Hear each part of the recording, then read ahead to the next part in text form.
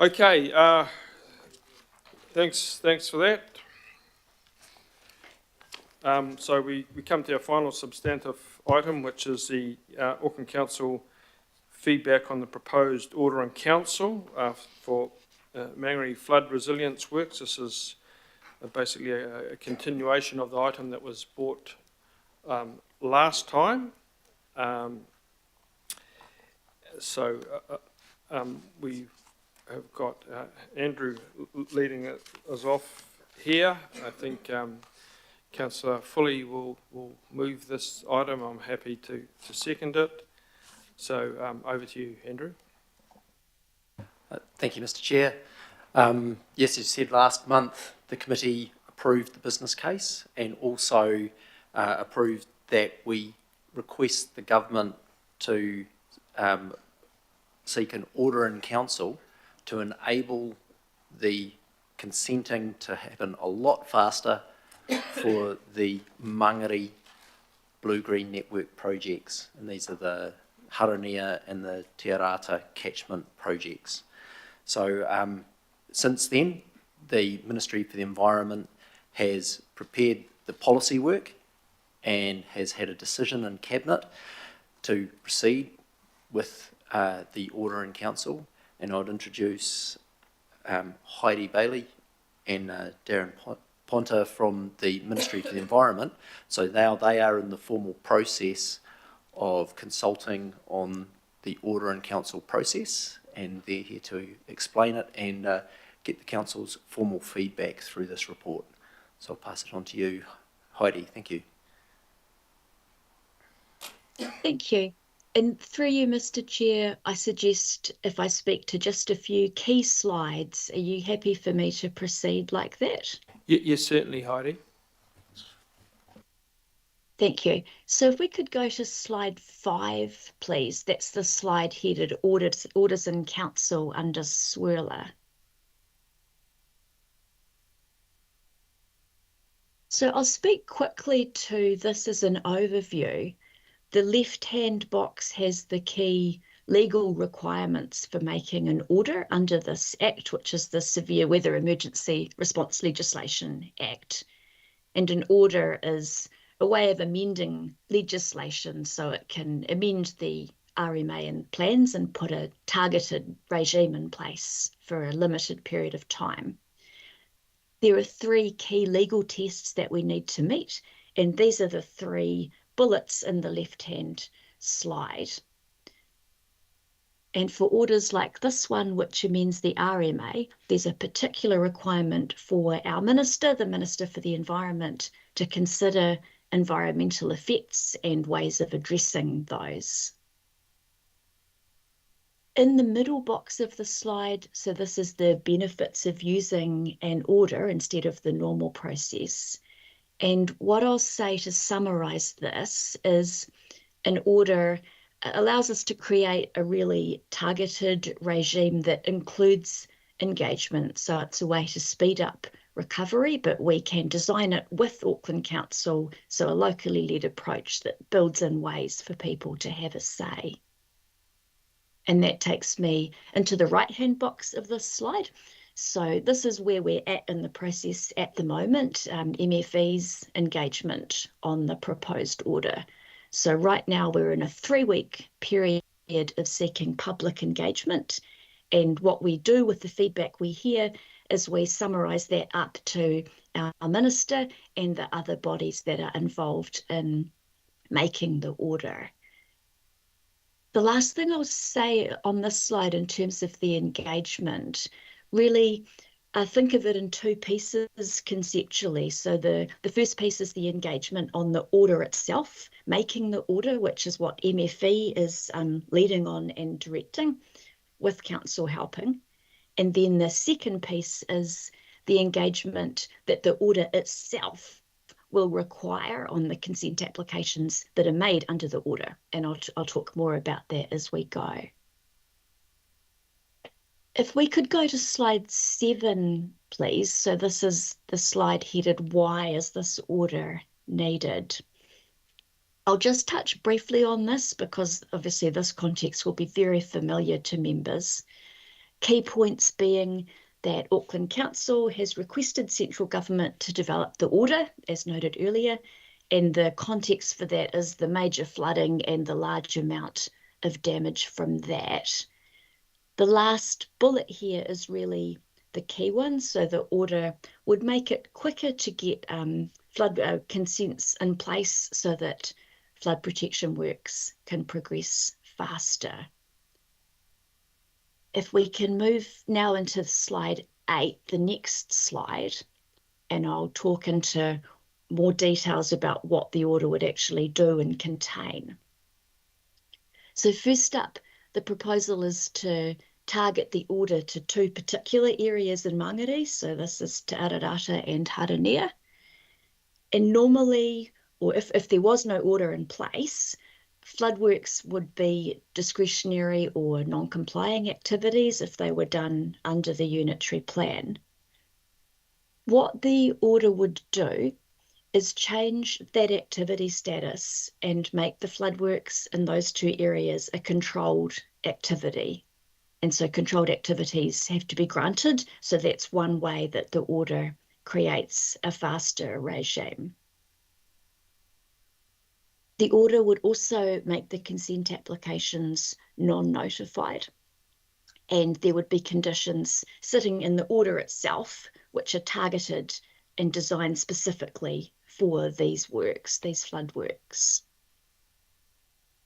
Lastly on this slide, and this is an important point I'll say a bit about, the order will not provide for RMA appeal rights, but it will still provide a pathway for people to have a say. And the order will take an approach with this that we've followed in other orders, and actually most recently for floodworks in Hawke's Bay. So the order would set out a list of people who are able to provide comments on the consent applications that are made under the order.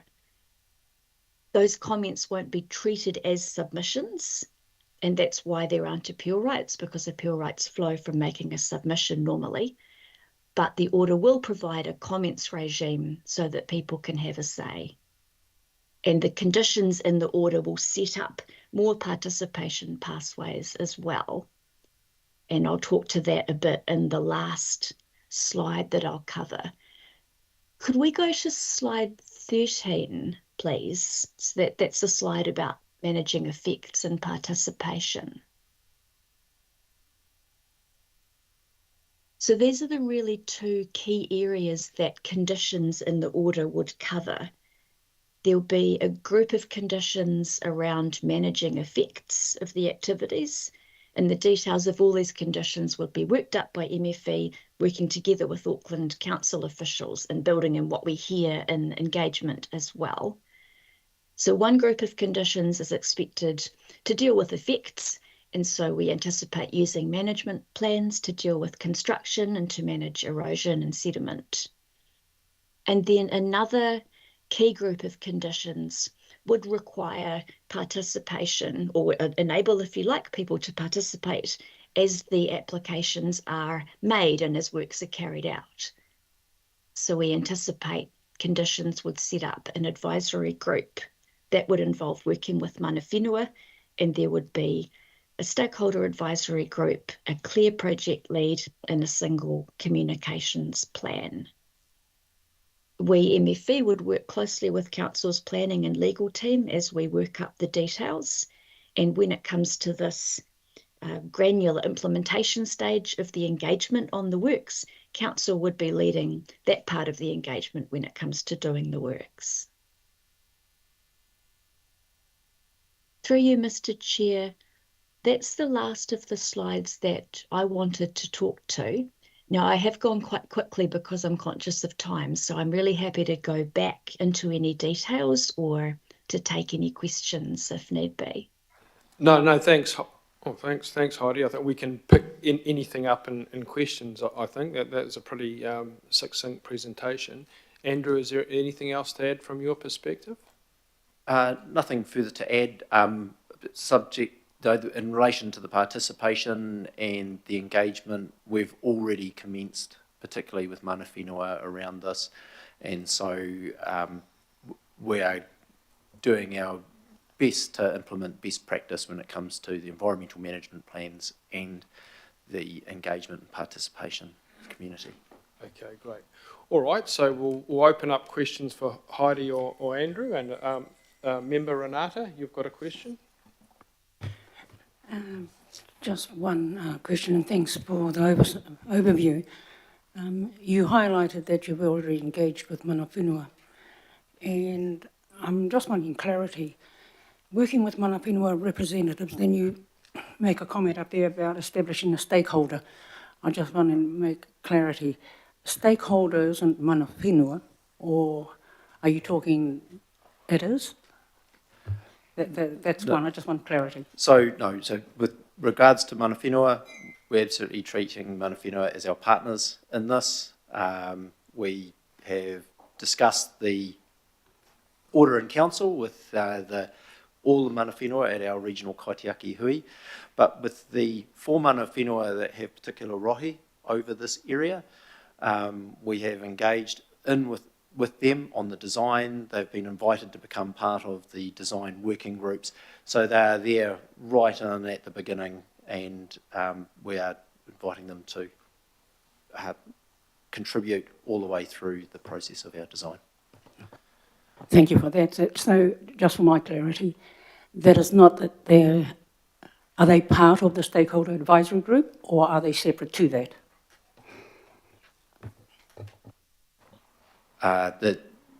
With relation to the mana whenua groups, we are partnering with them individually rather than as part of a wider stakeholder group. Oh, that'd be great to know.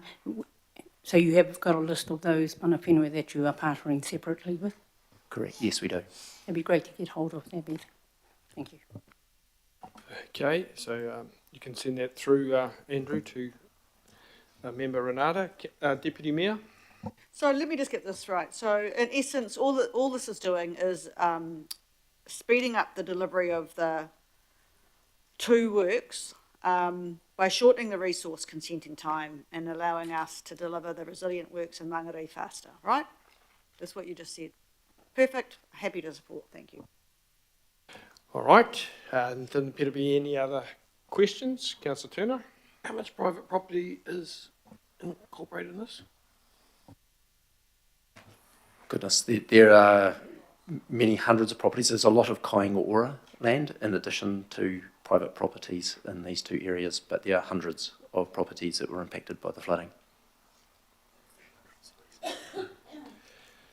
All right, it's been moved and seconded. Does anyone want to speak to it? Councillor Filipaina? Just very briefly, I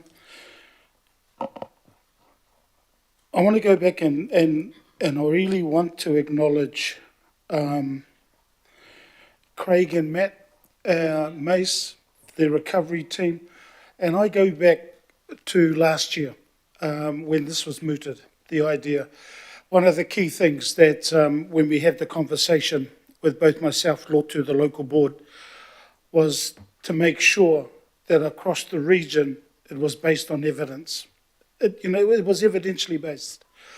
And so to them, I say thank you. And those that have been involved with this, Elizabeth, yourself, just want to say thank you to you, to Mara, to Parul, to everybody. I personally don't like roller coasters. I hate them. But this particular roller coaster is one that I'm glad I'm on. It has been a very quick process, but it needed to be quick. And I just want to acknowledge all the staff. To you, Heidi, to you, Darren, from the Ministry of the Environment, mana tū mō te taiao. To the Ministry of Environment, thank you again, thank you for getting this process to where it is. There's 2 other people and groups. One is the chair of the local board, Nick Bakolich, and his local board. They had been advocating, they've also, as we see on the report, the recommendation that they put in, I think it was in June 19. The last person I wish to acknowledge, and also the group she represents, her name is Jin Guo. Now, Jin, I remember in April of last year, she sent a message to His Worship the Mayor, to councillors, to also to the minister at the time, just explaining how many of their Fletcher development housing got hit. And, you know, the whole region suffered. We all know that, but I'm just glad that this particular work, and to you, Andrew, just glad that this has come through with this roller coaster. To you, Chair, thank you, because without you, Mara, and the team for this committee and shepherding this bigger work, I don't think we would have got here this quick. So to you, I say thank you, and to everybody. So, as the Cook Island people will say, me take maata. Thank you. Hey, thank you very much, Councillor Filipaina, and we have the other half of the very capable Manukau team, Councillor Fully, who wishes to speak to the motion she's moved. Kia ora, thank you, Chair. My apologies for not being there, but I just wanted to, like Councillor Filipaina, thank all of the staff, all of the officers, the local boards and the community, and especially mana whenua who've been involved in the process. And like we said last time, this is a no-brainer. It's work that must be done. It's work that we're able to do. And with the order in council, it means it's work that we can deliver faster. And officers over time have been telling us this will take about 2 years, which in council speak is a Christmas miracle. So let's get this done. And thank you, Chair. Kia ora. All right. Thank you, Councillor Fully, and that's right. This is a very substantial works and much needed and being expedited. So that's very encouraging, and certainly for the people out in Manukau who are affected by this. This is good news for them. Okay, it's been moved and seconded. All those in favour? Against? Okay, carried unanimously. And that brings us mercifully to the last item for the day, is the item 13, moved by the effervescent Councillor Walker, seconded by the Deputy Mayor. Any questions, speeches, reflections? Councillor Lee.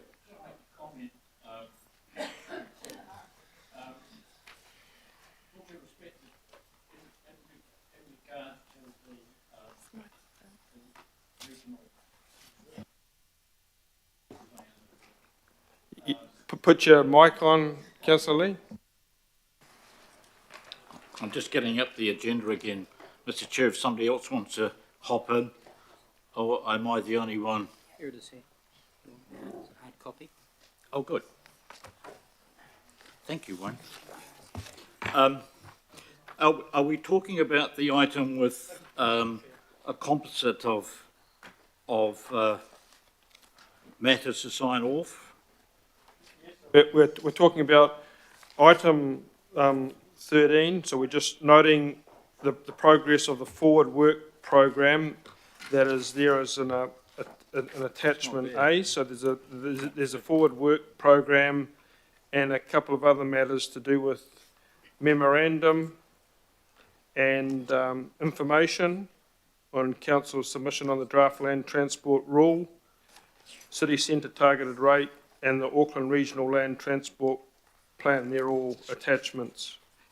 So we're just really noting the Regional Land Transport Plan. Look, it's. I just want to make the point that there is a kind of a slight mixed message there. I think all of us would agree that Auckland should be, as much as possible, managing its own affairs without directives from prescriptive directives from central government. But then the message is somewhat mixed by request to the central government to help us out solving our cones problem. We should really make up our minds what we want to do here, whether we want the central government to be involved down to the detail of cones or whether we can sort that ourselves. I think we should be careful about the optics of that. There is as all these submissions that the council sends down to Wellington, there is a mihi at the start, and I think we need to take a more considered attitude to what is in these mihis, especially if they're translated into English, because the address for our representations are politicians and bureaucrats in Wellington and politicians from all over the country, and to state that Auckland is the envy of the whole country, maybe kind of leading things off with our chin. I think a more low-key, modest approach in regard to our great love of Auckland and how fine it is needs to be taken when we send stuff off to Wellington. That's the point, the 2 points I was going to make. Thank you, Mr. Chair. Thank you, Councillor Lee. Modesty and humility are always two good Envy factors. that we accuse other people of is one of the 7 deadly sins, and I think we should be careful about how our submissions are received by people we're trying to persuade. Thank you. It's been moved and seconded. All those in favour? Aye. Against? Carried. Thank you, everyone. Relatively earlier finish. Enjoy the rest of the afternoon. Thank you.